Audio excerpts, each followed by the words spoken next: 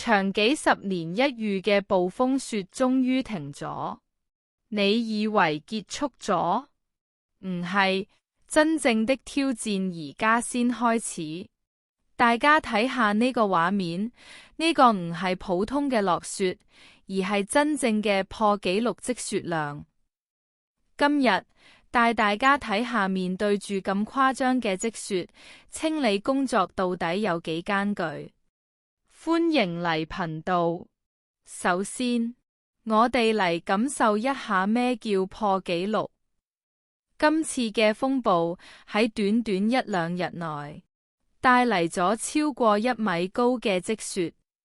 畫面展示亮度雪深，你睇下，把尺插落去基本上都見唔到底。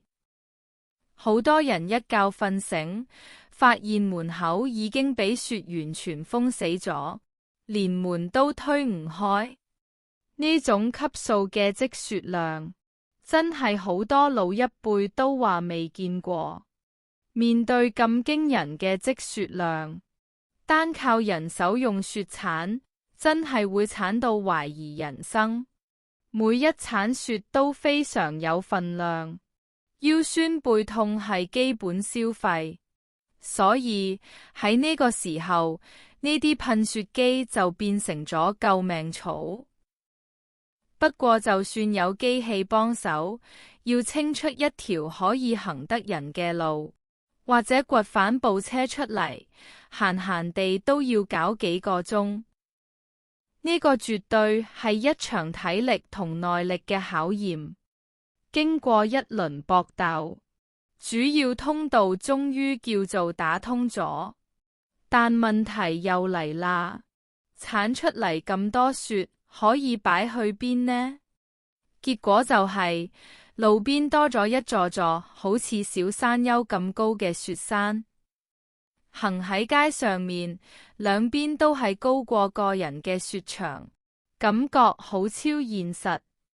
睇怕呢啲雪堆，可能要等到春天先會完全融化。你嗰邊情況點？留言話我知。